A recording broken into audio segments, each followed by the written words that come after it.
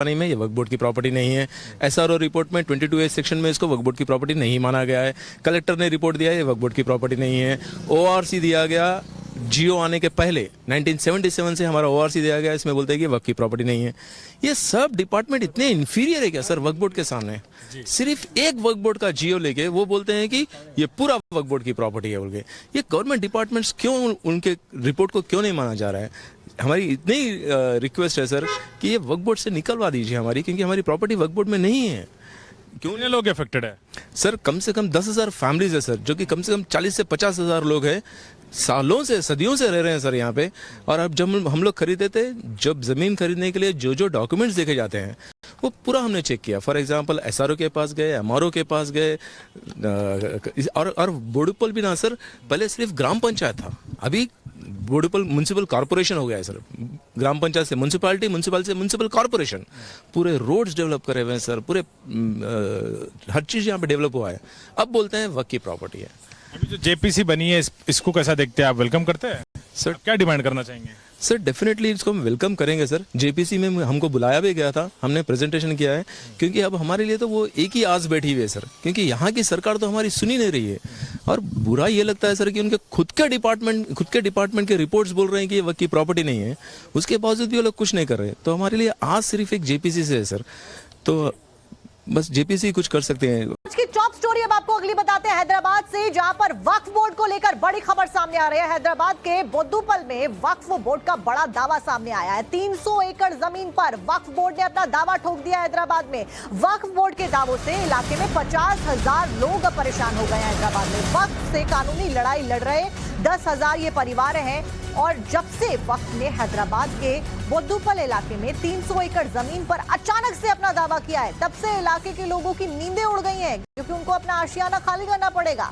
उनका कहना है कि जब वो पूरे जो लीगल कागजात उनके पास है, उसके बाद भी उन्हें खाली करने के लिए क्यों कहा जा रहा है? उनका कहना है कि जब वो पूरी लीगल प्रक्रिया के जरिए इलाके में बसे हैं, तो अचानक से जैसे ये जमीन वक्फ बोर्ड की हो गई है, जानकारी कहां से आती है? पहले सरकार या प्रशासन की तरफ से उन्हें आगाह क्यों नहीं किया गया? कैसे बिना बताए जमीन की रजिस्ट्री कर दी गई? अब ये सारी जो सवाल है लोगों के द्वारा किए जा रहे हैं। 50,000 लोग कुल मिलाकर इस जानकारी के बाद प्रभावित हुए। सारी सुविधाएं उन्हें मुहैया कराई गई, सड़क, पानी, बिजली की सुविधा भी उन्हें दी गई। ये सब आरोप लोगों की तरफ से तब लगाए गए जब उनकी जमीन और घर पर वक्फ बोर्ड ने अपना दावा कर दिया। तो देखिए, जानकारी हम आपको दे रहे हैं हैदराबाद से, जहां पर वक्फ बोर्ड के इस दावे के बाद में 50,000 लोगों के ऊपर अपने आशियाने को छोड़ने का दबाव बनाया जा रहा है। 3 तस्वीरें फिलहाल आप अपनी स्क्रीन पर देख रहे हैं। हैदराबाद में ये सभी हिंदू परिवार के लोग हैं। 10,000 परिवार हैं, जिनके 50,000 ये लोग हैं। घर जमीन पर वक्फ बोर्ड ने दावा कर दिया है। अब इनका ये कहना है कि ये दशकों से यहाँ पर रह रहे हैं, तब तक तो कोई दिक्कत नहीं थी। अचानक से ऐसा क्या हुआ जो वक्फ बोर्ड सामने आता है और दावा ठोक देता है? बोर्ड ने लोगों को नोटिस भेज दिया है कि आप ये जमीन खाली करिए, ये जगह खाली करिए, और लोगों का कहना है कि हमारे पास लीगल डॉक्यूमेंट्स हैं।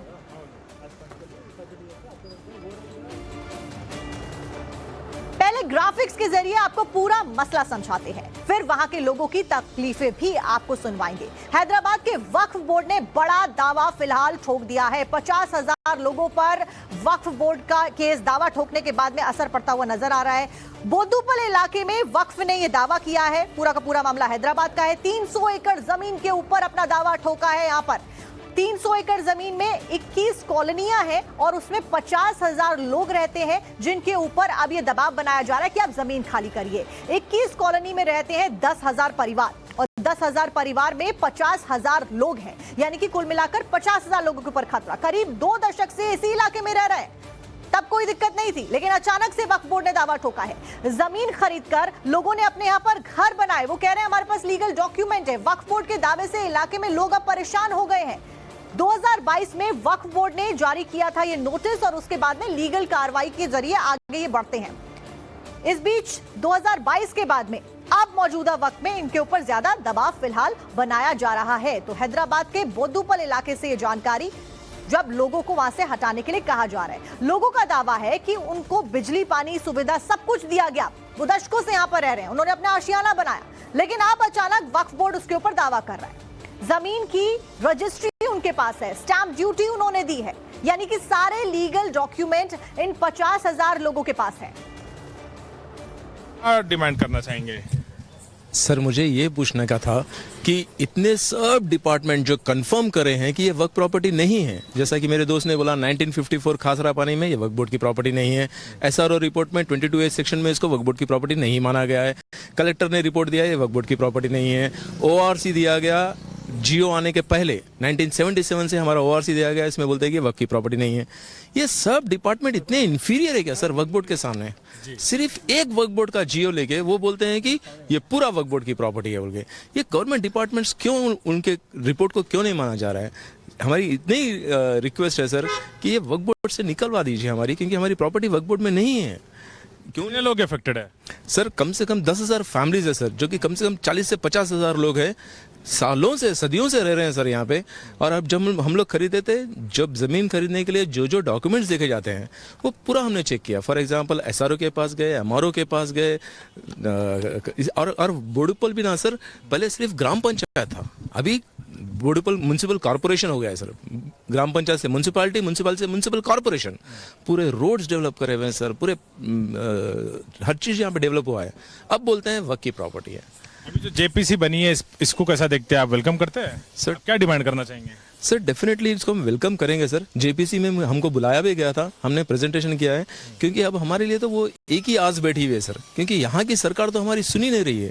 और बुरा ये लगता है सर कि उनके खुद के डिपार्टमेंट के रिपोर्ट्स बोल रहे हैं कि ये वक्फ की प्रॉपर्टी नहीं है, उसके बावजूद भी वो लोग कुछ नहीं कर रहे। तो हमारे लिए आज सिर्फ एक जेपीसी से है सर, तो बस जेपीसी कुछ कर सकते हैं। अभी भी सरकार को मालूम है सर, सही बताए तो यहाँ पे जितने पॉलिटिकल लीडर्स हैं, जो इवन कांग्रेस के लोग भी है, जो दूसरे पार्टी के लोग भी है सर, उनकी खुद की प्रॉपर्टी वक्फ बोर्ड पे है सर। मेयर साहब की प्रॉपर्टी वक्फ बोर्ड पे है सर, डिप्यूटी मेयर जो बोडुपल वक्फ बोर्ड के, उनकी प्रॉपर्टी वक्फ बोर्ड पे है सर। वो लोग फाइट नहीं कर रहे हैं सर, वो लोगों को कोई नहीं पड़ी है, जबकि उनकी हजारों गजों की है। हम लोग तो सर 100, 150, 200 गज वाले लोग आए सर, फिर भी हमारे को बोलते हैं कि वक्फ की प्रॉपर्टी है। और अब वक्फ बोर्ड को लेकर कथावाचक देवकी नंदन का भी बयान सामने आ गया। कथावाचक देवकी नंदन ने कहा है कि देश में अगर वक्फ बोर्ड है तो सनातन बोर्ड भी बने, वक्फ बोर्ड की तरह सनातन बोर्ड को भी जमीन दी जाए। कथावाचक है देवकी नंदन और उनके द्वारा वक्फ बोर्ड की तरह सनातन बोर्ड बनाने की बात कह दी गई। उन्होंने कहा कि वक्फ बोर्ड की तरह ही सनातन बोर्ड को जमीन दी जाए। हमारी बात है, अगर वक्फ बोर्ड इस देश में रहेगा तो सनातन बोर्ड का निर्माण होगा। सनातन बोर्ड का निर्माण इस देश में सरकार को करना होगा, प्रत्येक राजनीतिक पार्टी को इसका जवाब देना होगा। अगर आप वक्फ बोर्ड का सपोर्ट करते हो तो आपको सनातन बोर्ड का सपोर्ट करना होगा। और जितनी जमीन वक्फ बोर्ड ने हथिया रखी है, उतनी जमीन सरकार को कहीं से भी एक्वायर करके हमारे सनातन बोर्ड को देनी पड़ेगी। हम सब हिंदू हैं, सहनशील हैं और हर चीज को सहते हैं, लेकिन सहने की भी एक हद होती है, सहने की भी एक हद होती है, और उस हद को क्रॉस कर रहे हैं हम लोग। जो व्यक्ति हद से ज्यादा सहता है ना, फिर उसे ये नहीं कह सकते सहनशील है, फिर